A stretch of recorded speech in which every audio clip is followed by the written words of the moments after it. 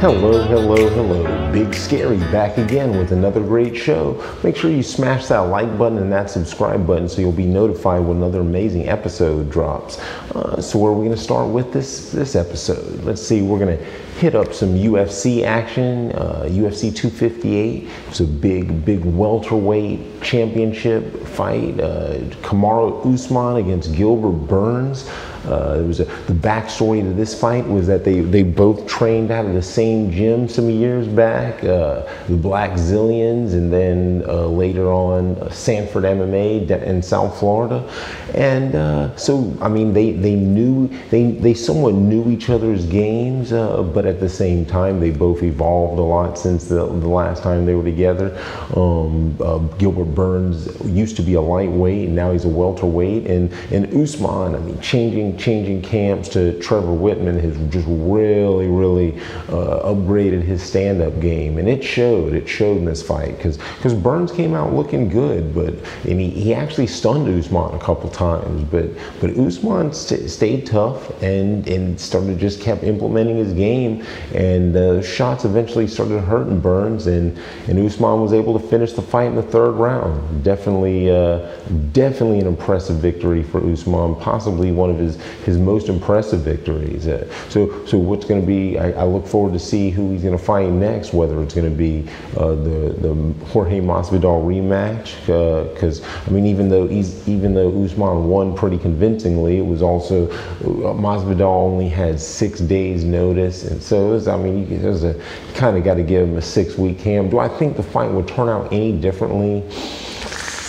Not really, and especially now with Usman's stand-up looking that much better. I mean, I love Masvidal. I think he's got, just such an exciting fighter. But yeah, I don't know. It's a bad style matchup. His weakness has been wrestlers and grapplers, and that's what Usman is, with some very crisp stand-up. So I mean, what else? Well, maybe Usman GSP, Usman Leon Edwards. I mean, there's no telling, but the way it's looking right now, I'm picking Usman against anybody in the welterweight division. There's even talk of him moving up to middleweight, but I guess if he does, he doesn't want to fight Israel Adesanya. So I mean, that's kind of boring, but at the same time, I guess Adesanya is moving up, so we'll see what happens.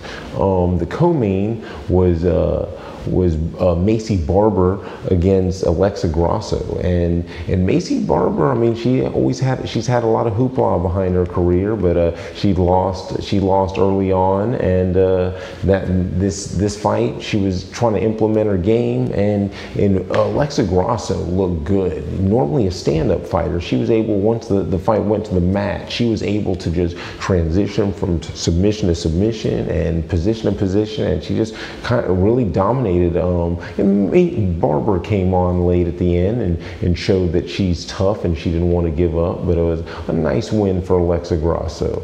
Was one of the other big fights on the card was Kevin Gastelum against Ian Heinisch, and Heinisch had been looking good as of late, and Gastelum had several losses in a row. So both these guys were at a crossroads. And Gastelum showed what veterans are able to do against lower, not even lower competition, but guys with less experience. Let's just say that Heinisch had looked good, but just that experience showed the way Gastelum was just able to dominate. So it was a nice win for Gastelum, get back on that winning track. So we'll look forward to seeing more from him. Let's see, the other big UFC fight night was Curtis Blaydes versus Derek Lewis, and Curtis Blaydes was I think it was about a 4-1 favorite, and because I mean, you know what you're getting with Derek Lewis. You're getting heavy hands, maybe like a flying knee every once in a while, a head kick, something like that. I mean, the guy's athletic for what he looks like, but I mean, you know you're getting some heavy hands. And I mean, Curtis Blaydes is an all-around MMA fighter, and he came out and he looked good, and he was lighting Derek Lewis up, but then second round, he shot for a takedown, and Lewis completely flatlined him. I mean, he landed an uppercut and then two consecutive punches after that before Herb Dean could get there, and it was just, Curtis Blaydes was done. So I mean, it's that power is able to just equalize any other skills. I mean, Blaydes is the, I mean, you can't really argue that he's not the better all-around fighter, but it's just, I mean, I would pick Derek Lewis a lot. I'd pick Derek Lewis 7 out of 10 times if they were to fight a 5-round fight, because you just assume he's going to be able to land that shot. That's as good as Blaydes is. It's like when he gets in there with someone like Francis Ngannou or Derek Lewis, they're just able to they're just able to land a shot on him and knock him out. So it was a nice win.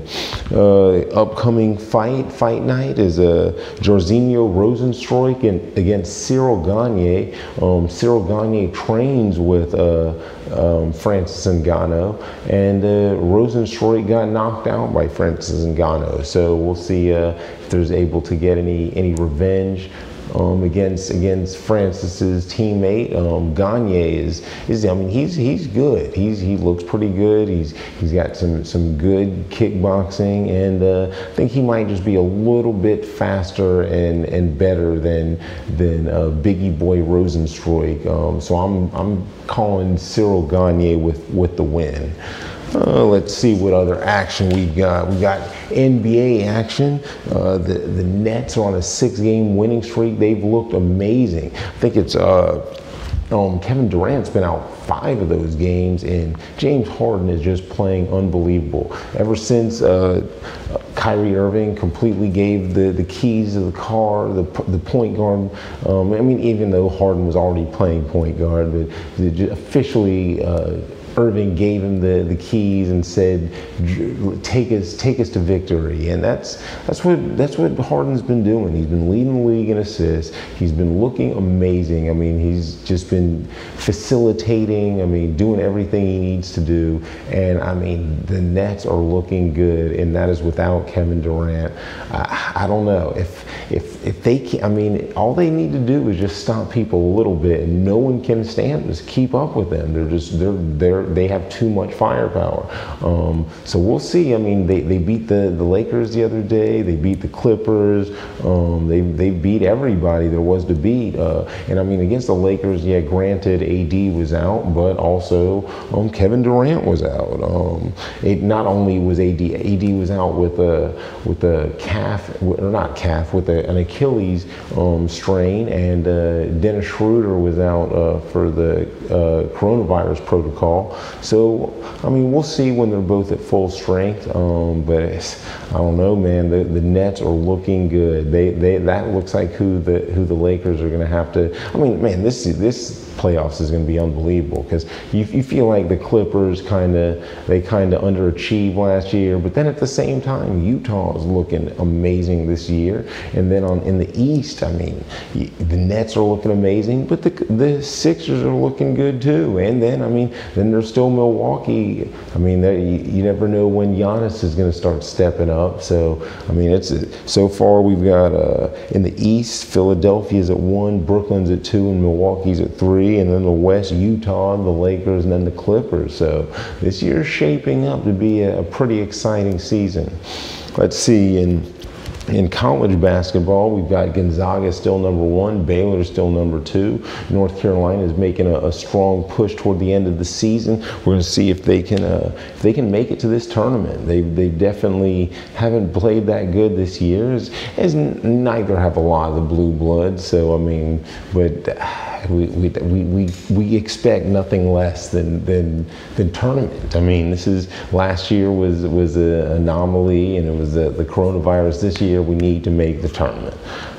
So what else? We got boxing news. Oscar Valdez with the knockout of the year so far against Miguel Berchelt. And Berchelt, I mean, he came out and he tried to implement his game and bully Valdez around, but Valdez wasn't having it. And I think it was the 4th round when he dropped him and had him hurt, and Berchelt was never the same after that, and until that final knockout, and wow, what a shot, flatline. So Oscar Valdez is now the WC Junior Lightweight Champion. Broner got his first win in 4 years. And Canelo's got some fight coming up against some tomato cans. So, I mean, what can you say about that? Let's see, in NFL news, there's been a lot of quarterback movement. Matt Stafford to LA for Jared Goff and several other picks. So Matt Stafford's finally going to maybe get to do something. The Rams they already had the offense. It was really just Goff holding them back. So we'll see with the Rams. They might be the early season favorites for the Super Bowl. I mean, but how could they be? I mean, when you still got Tampa. Then we've got Carson Wentz going to Indianapolis. So he's rejoining offensive coordinator I guess now he's the coach, but so he was the offensive coordinator when Carson Wentz had his most success. So we'll see what he's able to do with in Indy, and they traded picks for him, so that wasn't too bad. And what, Deshaun Watson's still on the trading block.